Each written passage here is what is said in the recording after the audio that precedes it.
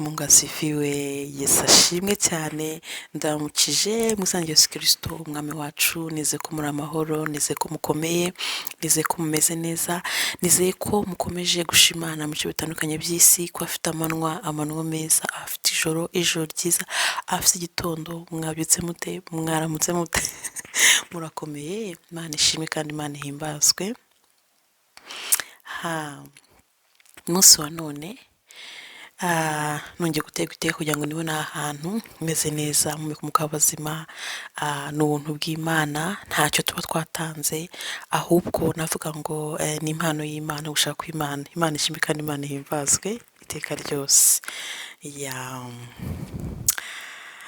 Rero umunsi wa none ndagira ngo nifurize isabukuru nziza bavutse umunsi wa none. Happy birthdays, happy wedding day, happy wedding anniversaries.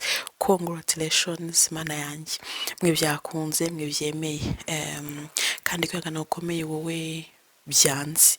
Akanya tuvugana hari abantu bagize ama divorce, akanya tuvugana hari abantu bagize ibihumbi bikomeye, akanya tuvugana hari abantu bari ku gisasiro barwaye, akanya tuvugana hari abantu navuga ngo batishimye kandi batanezerewe. Niyo mpamvu rero mfashe uyu mwanya kugira ngo mubiyoke. Hari abantu bapfushije, hari abantu mana yanjye bababaye cyane isaha n'umunota none, nubwo n'abandi kuvuga ngo bamwe barishimye, ariko hariho abatishimye batanezerewe, hariho abarindiriye byinshi, hariho abarindiriye ibyaro, hariho abarindiriye mariage, hariho abarindiriye abuzukuru, hariho abarindiriye akazi, hariho abarindiriye ibintu bitandukanye. Mana we, nabwira ngo komera aho uri ku cyo urindiriye, hari igihe bizacamo. Haragana avuga ngo ko keza nasomye kavuga ngo uyu munsi ni nahashize wagiraga watinyaga. Uyu munsi nahashize watinyaga. Urumva ni ibintu byiza cyane. Hari igiswize gutinya uyu munsi today dufite, uyu munsi dufite, hari igihe yigeze kuba future twifuza kugeraho, twifuza kubona mu byinshi, ariko uyu munsi nyine ni wa munsi twifuzaga, twasengeraga kuri bamwe, not kuri bose ariko kuri bamwe. Hariho babisengeraga, hariho babyifuzaga, uyu munsi ni wo. Imana ishimwe cyane. Ndetse hariho n'ababyifuzaga wenda ukaba atari wo munsi, ariko kuri bamwe hariho babisengeraga bavuga ngo kapata uyu munsi none nasengeye byandi nasengeye. Imana ishimwe cyane. Rero navuga ngo uri ku gisasiro, wowe urwaje, nkunda komeza cyane abantu barwaje, abantu barwaye, abantu batabasha kuvuga, batabasha kweguka, ariko ushobora gushiraho video akavuga ati yo kanumve ikimana ivugisha, kanumve ko uyu munsi bimeze, ubasha kumva inkomezi ziragarutse. Imana yagukunda kandi byahinduka, byagenda neza. Uyu munsi rero ngo tuganire ijambo ry'Imana, tubanze dusome hanyuma tuganire. Imana ishimwe.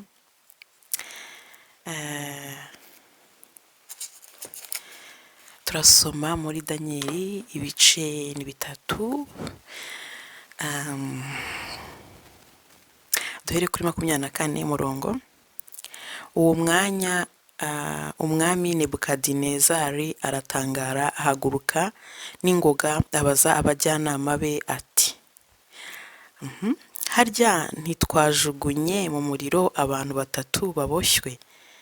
Baramusubiza bati ni koko nyagasani. Arababwira ati dore ndareba abantu 4 babohowe bagenda mu muriro hagati, kandi ntacyo babaye, ariko ishusho y'uwa 4 irasa n'iy'umwana w'Imana. Nebukadinezari yigira ku muryango w'itanura ry'umuriro ugurumana, aravuga ati yemwe ba Saduraka na Meshake na Abedinego, mwabagaragu b'Imana isumba byose mwe, nimusohoke muze hano.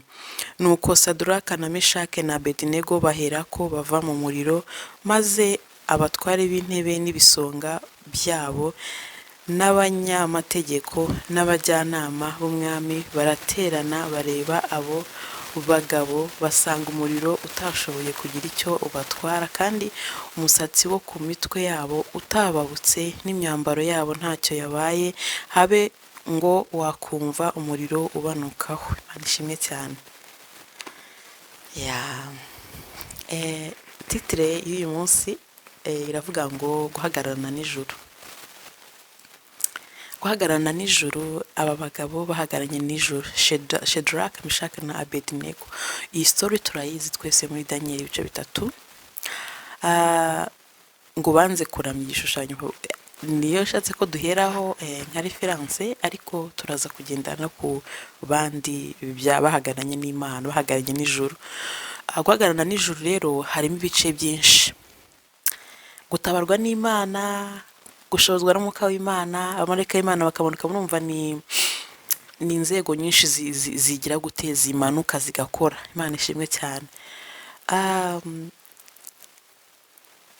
Umwami bamwita ngo bamwitaga Nyagasani, irumva nyine ni mu mvugo yabo, baba bitraduje twe tukumva ni nka Nyagasani, nyine urumva ni umwami wabo. Ubwe aravuga ati mubatemo mu muriro, ariko abona ntacyo babaye. Iyi nkuru ikintu yangishije guhagararana n'ijuru, yingishije ko twe nk'abakristo twe twiyemeje tugomba guhagarara kigabo. Ugomba guhagarara ukavuga ngo ibyo ari byo byose ijuru rigize gute, ijuru rihagararanye nanjye, ukumva urishuha ibyo ukavuga ngo ese ibintu nkora mpagararanye n'ijuru, ijuru rihagararanye nanjye. Kuko nibaza ko aba bagabo impamvu bahagaze bakemera kujya mu muriro ugurumana gutya, baravugaga bati byanze bikunze ijuru rihagararanye natwe, ijuru riradufashije, ijuru riradutabara. Ariko hasi arahongera akavuga ngo naho hejuru gato, ngo naho Imana navuga ngo itadutabara, naho twashya ngo ntabwo twaramo igishushanyo. Ni ukuvuga ngo iri jambo riratwereka ngo two kuvuga ngo ibyo dukora Imana tutabonamo gutabara kw'Imana, nutabona ukuboko kw'Imana, nintabona ukuboko kw'Imana ntabwo nkomeza.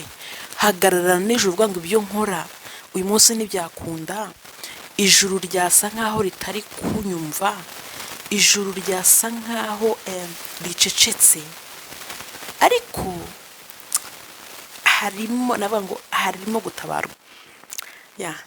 Ijuru ryasa nkaho ricecetse, kuko iyo urebye abakozi b'Imana kugira ngo byibura batangire bagute mu muriro, bakubohe bagushire mu muriro, urumva ijuru ryameze nkaho ricecetse, ariko ntabwo ryari ricecetse. Kuko nabashe kubona ko Imana ntabwo ikunda competition, ikunda kugoboka hariya tuvuga ngo byanze, hariya twe tutishoboreye, ariko iratureka natwe twishoboreye, navuga ngo tugakora, niba ari ukuvuga tukavuga, ibyo dusana tukabisana, ariko aho bidakunda Imana iragoboka. Imana ishimwe cyane. Iyo turebye nanone kuri Yesu Kristo ubwo yazaga mu isi, ntabwo byari bikwiye ko abantu bamudinayinga, bamuhakana, bamwanga, bamwifuriza ikibi, bashaka no kumwica, kuko misiyo yari imuzanye yari yo gukiza, yari yo kubohora. Ariko ubona ko yaje ahagararanye n'ijuru. Guhagarirwa n'ijuru, guhagararana n'ijuru, wumva ni ibintu bitandukanye, ariko yarahagararanye n'ijuru pe, yarahagararanye n'ijuru mu byo yakoraga. Guhagararana n'ijuru harimo uburyo bwinshi. Marayika ubwo araza, umwuka wera arakora, ukabona akakoze. Hari igihe mbona ijambo ry'Imana narisoma nkumva ndaryohewe pe, nkabona abagabo bahagararanye n'Imana, nkabona abagabo bavugiye Imana, nkabona abagabo basubijwemo imbaraga, nkabona umuntu uhagararanye n'ijuru cyangwa uhagararanye n'ijuru, ukabona afite ukundi kuntu yitwara. Ko Kristo ukuntu yitwaraga, iyo ashaka yari kuzajya akoresha itegeko ibintu byose, yigwara aho yakoreshaga itegeko, ariko iyo ashaka hose kuzajya avuga ngo ndi umwana w'umwami ya mtoto wa mfalme. Lakini we yashatse kugira gute, yashatse gutuza, yashatse kubikora aciye bugufi, abereka ko nta competition. Iyo urebye Kristo nta competition. Iyo umuntu ahagararanye n'ijuru aratuza pe, aratuza. Iyo urebye Kristo rero nta competition, nta gitugu, nta kuvuga ngo arerekana ngo ndi umwana. Okay, aravuze ngo nigenzira ukuri n'ubugingo, ntawe ujya koza tunyuze muri njye. Imana ishimwe cyane. hariya ni ukuvuga ngo hari igihe yagomba kubyatura, aravuga ngo kandi ngo ubonye data, ngo kuko mumbonye mubonye data. Imana ishimwe. Ntago nabyo ari kujivuna, ntago ari ukujivuna, ntago ari kuvuga ngo ibiki n'ibyo, ariko nibyo yagomba kutwereka ukuri. Ariko iyo turebye cyane cyane, Kristo yahagararanye n'ijuru mu rupfu rukadupfira, uburyo yazuraga abantu, uburyo yitwaraga, uburyo yagendaga. Hariho story nakunze, ariko narebye na filimi yayo, uburyo Kristo yagize yishikuje abantu bashaka kumuta mu manga, abishikuza ati isaha ntago iragera. Ariko nareba ku musaraba yemeraga bakamufata n'abantu igihe cyageze koko kuba be gusenga, igihe cyaramugeranye, amera nk'ucize intege, ariko ntabwo intege zicitse, ahubwo ni igihe cyari kigeze. Rero nkatwe nka Kristo, kuri iyi nkuru no kuri abaye ndende, nizeho ko twe nk'abakristo duca mu bibazo, duca mu bigeragezo, duca mu bikomeye, ariko ugomba guhagarara kuvuga ngo mpagaranye n'ijuru. Ukaba ese ibintu ndimo mpagaranye n'ijuru. Niba udaganye n'ijuru, bizagorana, bizaba ikibazo. Ariko nk'umukristo guhagarara n'ijuru, ibyo tuvuga, mu byo dukora, uko twitwara, mu decision taking dufata, ibintu byose mu bitekerezo mugirire, duhagarane n'ijuru. Uvuga uti Mana, reka mpagarane nawe muri iyi situation ndimo, muri ibi bibazo, muri uku kubura akazi, kubura amashuri, kubura abana, kubura urugo, kubura abavandimwe, kubura inshuti, kubura urumva umuntu apanga ibintu byinshi. Kandi tumenye ko guhagarara n'ijuru habaho kuko umuntu apanga, ugapanga, umuntu avuga ngo umuntu apanga inzira ze, ugapanga, ariko Imana nibi ukarota ngo nzaca hanze agenda gutya, ariko Imana ikadirectinga inzira zawe, ugatekereza, ariko Imana ikadirectinga. Wenda ukiza ngo uyu munsi nzaba mfite business imeze gutya, ariko byagera ugasanga ntago biri mu byo ufite. Imana tugire neza. Rero nagira ngo uyu munsi tubihinira ahangaha, tuvuge ngo guhagararana n'ijuru hari ikintu bisaba kumva biturutse ku Mana, tukumvira, kumvira, kugendana n'Imana, kubisengera, kumva mu bakozi b'Imana, Mana gusoma ijambo, kuba the reader, ndetse tukabana actor, tukabyactinga ijambo ry'Imana, tukabipracticinga. Mana yanjye, ni ibintu byinshi muri urugendo ubona bisaba discipline. Udafite discipline biranga. Hariho abantu basoma ijambo akaba yarisoma, akaba yarisha kuko ndi kuvuga, ariko yagera mu acting bikanga.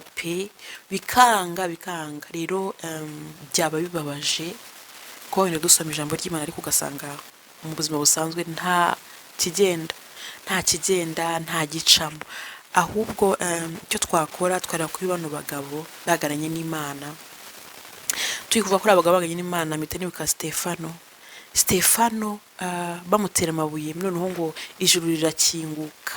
Umva ibintu bikomeye cyane, kizanye ibintu bikomeye cyane. Dusomye Bibiliya, reka Bibiliya bayandike, hanyuma irwanwa, ariko igumeho. Hari impamvu bari abagabo bakoze ibintu bikomeye cyane. Iyo umuntu akomeje agasoma, agakomeza akagenda, abona ibintu bikomeye. Guhagararana n'ijuru, guhagararana n'Imana, mbese ni ukuvuga ngo ntabwo ari Imana yonyine, n'abakozi b'Imana bazamo. Guhagararana n'ijuru rero birenze kuba bavuga ngo genda aha. Iyo ndebye Yosefu na Mariya, uburyo bitaye kuri Kristo, guhera kiriya kabebe aza mu isi, bahagararanye n'ijuru kugeraho mama wabona umwana bamugira gute, bamubamba, yahagararanye n'ijuru. Rero bagenda afata ingero aha n'aha kugira ngo bose twiyumvemo, waba uri muri situation zitandukanye, kugira uhagarare n'ijuru neza, ntugitotombere. Kubabara umuntu arababara, ariko ntugitotombere, ntutibiro, niyo wabita, ariko nyine umuntu ukuntu kugaragareho uwo mwotsi w'uwo muriro. Ko tubonye ko Meshaki, Shadraka na Abedinego bagize gute, ngo bavuyemo ngo nta myotsi, nta muntu ko imisatsi ari kwa kundi. Urumva nyine ni imbaraga, of course ifite imbaraga. Urumva no gusenga, nkeka ko bari go barasenga. Uwa kane babonaga uyu mwami wabonye, uwa kane urumva yari bakomeza, reka bo kubona njye, reka bo kubona wowe, ahubwo abona undi muntu. ahantu ugiye mu kibazo umwami Imana akutangurire. Uyu ntama w'Imana akubanziriza njya abanziriza, kuko natakubanziriza ntago bizaboneka ko uhagararanye n'ijuru, kandi ntago abantu bazavuga, abantu b'isi bavuga ati uyu muntu ko uhagararanye n'ijuru, ariko ntama w'Imana nazagarara nawe agahagarara nanjye, isi izavuga ati koko uyu muntu ntahagaze wenyine. Hari habaho situation cyangwa ikintu ukumva nk'abantu baravuze bati ariko sha nubwo tugira gute ariko ntago byakunda, uriya muntu abagararanye na ntama w'Imana. Imana ishimwe cyane. Ya rero navuga ati reka duhagararane n'ijuru tubisabe, kuko ntago byadukundira, ntago byakoroha, ariko Imana irimo, Imana ihagararanye natwe, Imana ibyemeye ikatwemerera tuyisabye, kuyisaba Mana yanjye ibintu byakunda, tukabarwana intambara zitoroshye, intambara zikomeye, ntago byoroshye. Noneho mu gihe nk'iki ngiki aho imitego iza, niba imbaraga z'umwijima, abakozi b'umwijima bameti uyu muntu akomezwa no gusenga isaha iriya saha iragombanishwa, irarwanwa cyane, ntuzajya usenga. Urumva ni ibintu bikomeye. Niba bamenye bati uyu muntu ijambo ry'Imana ryo rimufasha, baragombanisha ku buryo ijambo ry'Imana mwanya wo kurisoma bidakunda. Niba ufite abana barire, niba ufite abantu batagusura ahita komanga, niba ufite ibintu ukunda kuri social media, ama platform agiye atandukanye, biboneke, tuvuge igiye ukoresha telefone usoma, ujye mu bindi ube busy. Ana we urumva dugusaba guhagarara n'ijuru kugira ngo Imana twibutse, marayika w'Imana dushoboze. Urumva ni ibintu byinshi cyane tuba tugenda tubivuga, tuganira, reka ndekera imitaba myinshi, ariko hagararana n'ijuru ubisabe, nanjye mbisabe. Imana ishimwe cyane. Tukatuganira utarakira Kristo, nshuti yanjye mwakire, ntago zigera ubyicuza. Igihe ni igihe cyiza cyo kumwakira no kumwemera. Sawa nshuti zanjye, mukomeze mugire ibihe byiza. Rero ndabakunda cyane, murakoze, bye.